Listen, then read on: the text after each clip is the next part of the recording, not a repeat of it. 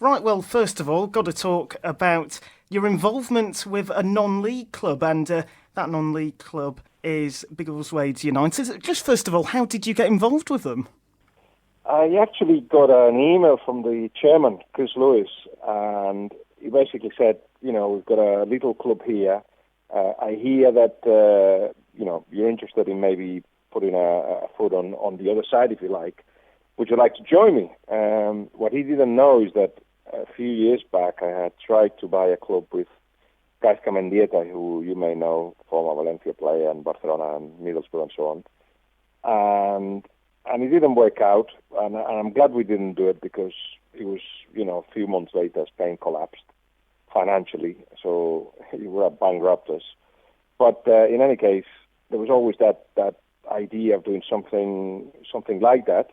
About 2 years ago, I got my B license coaching badge, and I started. I tried to coach with Hitch in Town. I didn't seem to find the time, but when that came up, I thought, yeah, we could do something. After 22 years between England and Spain, I just think I've got a bit of some answers to some of the problems that running a club may face me, and well, I don't know how many good answers I have, but meanwhile, I just trying to apply my philosophy, the idea of what I think clubs should be run as, and into this one. Of course, the announcement's going to be made in a couple of days regarding Adidas, and you've got that connection, haven't you? And you've been able to bring that to the club. Yeah, the idea was always to contact my friends and see if they could give me a hand, because obviously this is something you have to do with good connections, but also with the community, with the town, with the authorities, because you cannot just build anything on your own. You can leave it what it is, you can help it stay what it is, but we've got the idea of going up the divisions on due course. So I just make calls, and I was taking the shirt everywhere with me, and I started taking pictures with it. I didn't know where that was going to go, but that seems to have gone really well. It's in the web page. We've got like Maradona and Messi signing it, and Pep Guardiola and Zola and lots of people who, once they hear about it, they just say, yeah, let's take a picture. And it's their way to support what we're trying to do. And then through the Messi family, who are, of course, Adidas, they heard about it, and coinciding with the coming out of the Messi book and the promotion and so on, we found a synergy there. They opened doors for me, and now, as you said, Adidas have announced this week that they are our main sponsors. They have given boots for free to the players. We are kitted by them, and well, it's a complete privilege. Same way as Top 11 being our other main sponsor is a privilege to have in the shirt. It is the biggest online game in the world, apparently 120 million players, which is a lot, and we just want them to be part of this, not just fund us, but be part of the project. And obviously, you've covered La Liga for so many years. Just what are the comparisons, do you feel, between La Liga and non-league? In the changing room, everything's the same. I know our players don't get paid, and Messi gets paid almost 20 million euros, but there is the same kind of ambitions and dreams and problems and clash of personalities and synergies, and every changing room is the same. It's something I heard Pep Guardiola say when I was talking to him about what I was trying to do at Biggleswade United. He just felt that he learned more than anywhere else when he was in the third division with Barcelona B in his first year as a coach, because the reactions are similar, the problems are similar, and then of course you have to identify exactly where you are in terms of tactics or how much you can demand of the players. But as long as you manage the people around a club, which is my job, and stick to the idea, the football idea that I've got in my head and that everybody seems to agree with, as long as whatever the results, whatever the situation, we stick to it, that's what takes us to places. So it doesn't matter which division it is, you just have to be consistent, and you have to put a lot of hours and a lot of work. But this is one of the most exciting things I've ever done in my life. Obviously, it's non-league day coming up in a couple of weeks, and it's a good chance for exposure to be given to non-league football. You're someone who obviously is now associated with it. So would you encourage people to go down and see the local non-league club? I would, and I must admit that before I got involved, I hadn't been going to those games because between the Champions League and the Premier League and the Spanish League, I thought I had enough on my plate, but there was something missing. There's no doubt about that, and I can see that very clearly, which is the real contact with the players, with the managers, with the up and downs of the clubs, with the people running it. You do that at the higher level, partly professionally, but it's all so sanitized and so distant. In non-league football, you've got a completely different reaction and conversation with people, and a fluidity of information, which makes you part of it. I mean, thanks to the noise that we made at Biggleswade United, we got people that hadn't been to see us for like 20 years, and now they're regulars. We treble the amount of people coming through the gates, and they love it. It's a really good Saturday, afternoon, which is when not much more you can do. It's all about football on Saturdays. But yeah, once they come, they realize it's fun, and win or lose, at least you know who are the people involved, and it really matters. It matters more to you when you lose, and it matters more to you when you win. I mean, having gone through 2 rounds of the FA Cup, it was so exciting. Now on Saturday we've got the FA Vase, first round we're involved, and again it's we all dream. And with us, the town, I believe there's at the moment still perhaps much more interest internationally through the webpage and Twitter and so on. But we need to keep going on about what we're doing so people in town believe in us and come to see us. But because we'd like to treble what the amount of people that are coming through the gates, which is about 160, 170 people. Because without them, we cannot grow really. And obviously, when you're in the FA Vase, when you're in the FA Cup, in them qualifying rounds, you are in a position, I know talking to players are in these positions, where you are like 12, 13, 14 games away from actually winning the thing. And I know it's such a weird thing for players because you are a part of the history of these competitions. Absolutely, and we have there is a competition within the competition, of course, which is historically perhaps we never gone through the round that we were knocked out on this competition is the highest we've ever been. So now we know that this, going to the next round will be like winning it almost. We were lucky to have the FA Cup, as you know, goes around the grounds, and the first ground that it visited this season was ours.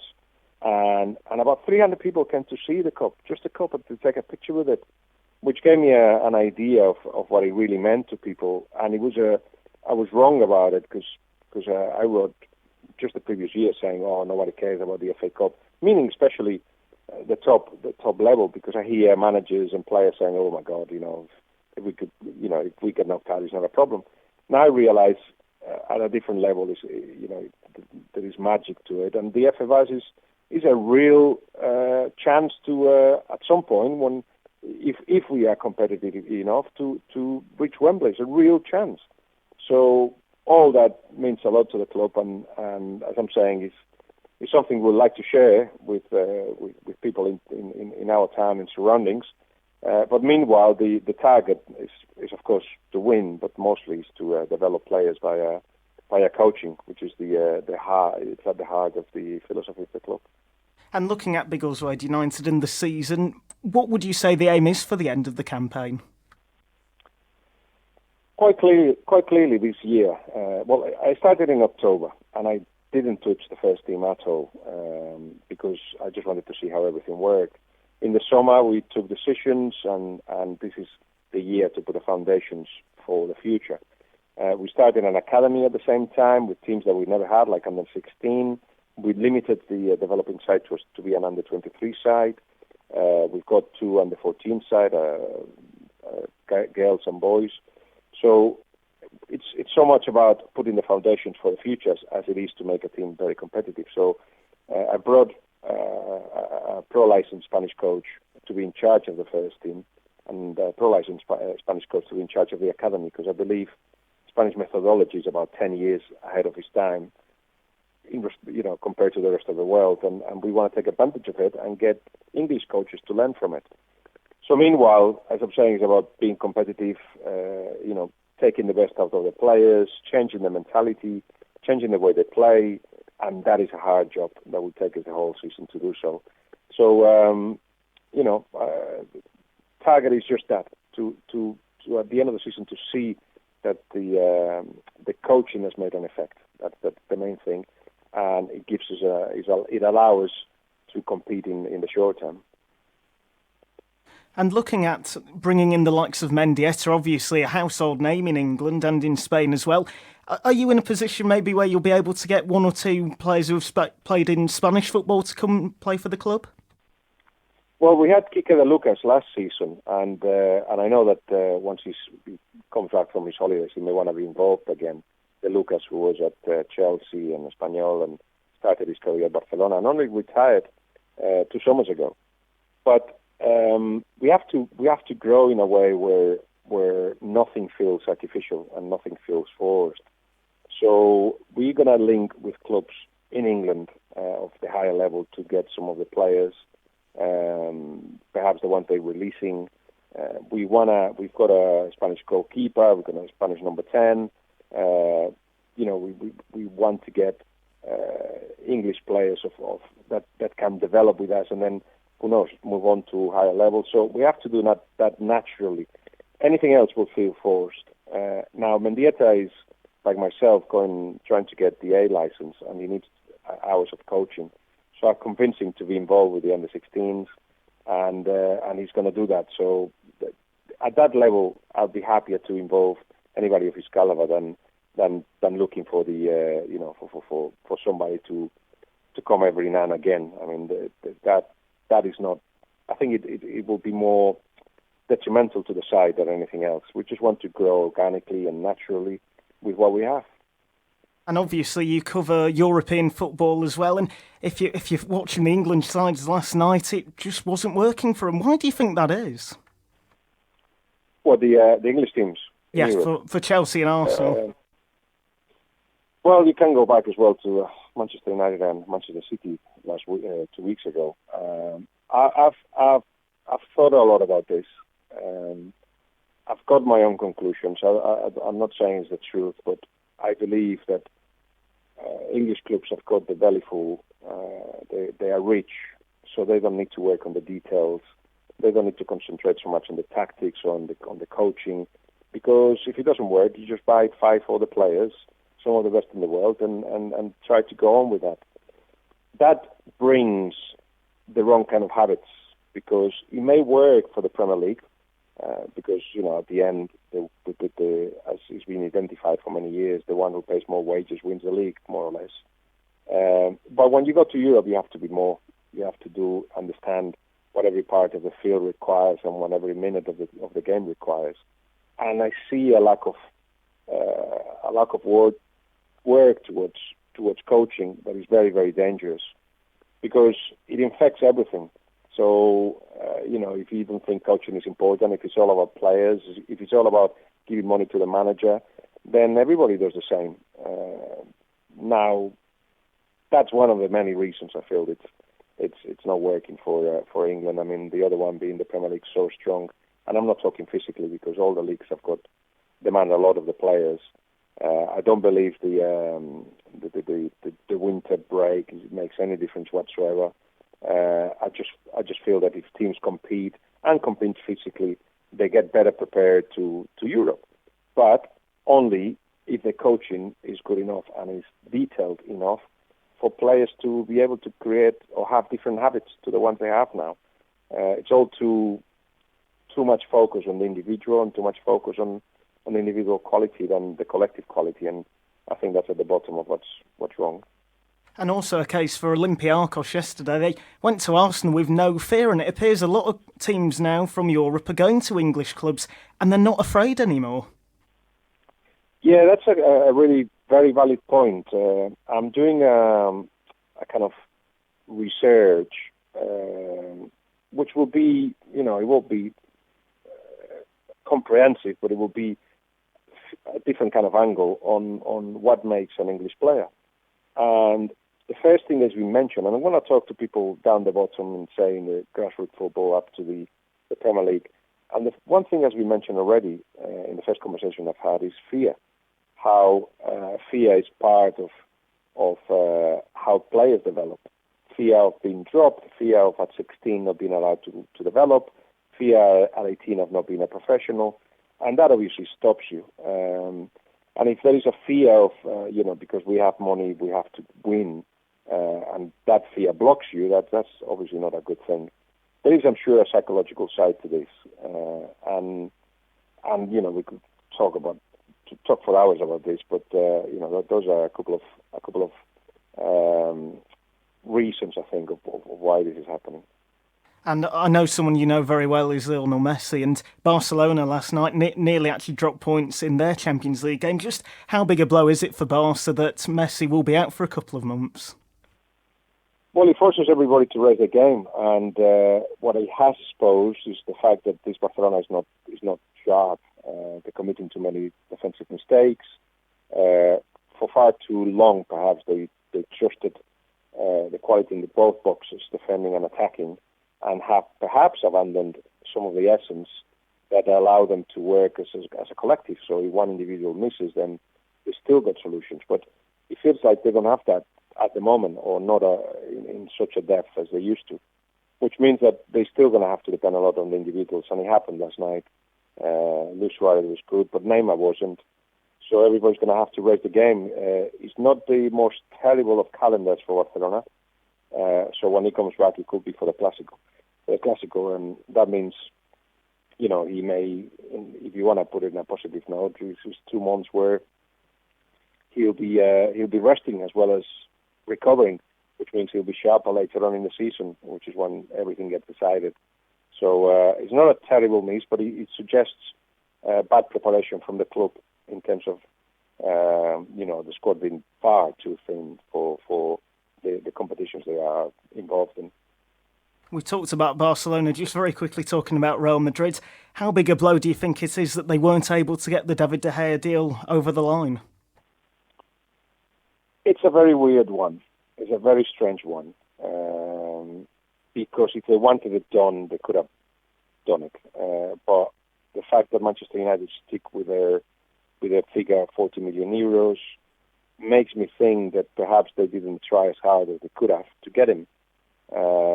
And even though now he's renewed his contract and he's got a clause, some say 40 million euros again, I think it makes more sense for Real Madrid to pay 40 million euros for somebody who's got, say, 4 years left in his contract or 3 years left in his contract than for somebody who's only got 6 months left in his contract, which would have been the case in August. So there's a lot that hasn't been told about that deal. And as I'm saying, if Real Madrid wanted it, they would have done it, or wanted it hard enough, and was really, so desperate as they said they were, they would have got him. And Guillem, then just finally, let's move it back to the most important thing, which is non-league football. When you're at a ground, obviously you've been to the Camp Nou, the Bernabeu. Just in terms of being at Biggleswade, what do you think the difference is? Is the atmosphere maybe a little bit better in terms of you've got a smaller number of fans, but maybe they make that bit more noise? The difference, of course, is numbers. But at the Camp Nou, it could be like a theatre, like an opera house. It could be very, very quiet for the amount of people that are there. In non-league, what you get is you still haven't get a huge amount of noise when you've got 150 people. But I have seen a lot of teams that have brought their own fans, and I can see a lot of young faces, and I see a lot of young faces with their own chants and the banners and all that. So I feel that they're coming back to that football, and if that's the case, I would love to have a section of at Biggleswade United of fans that have their own chants and that have their own banners, and we'll back them up with whatever we can to make sure that they are as often as they can. But that is again another thing that we need to grow naturally. When the young people, some of them are coming, but one more of them are coming, and we start doing chants and we start doing stuff, then we will create an atmosphere. Obviously, we've got a disadvantage with the Barcelona and Real Madrid of this world because of the history and the numbers, but it's not them we're competing with. We're just competing against ourselves. We want to improve at all levels. We want to have a more comfortable clubhouse. We want to have better places to train. We want to have fans that make noise as well. So that's part of the job that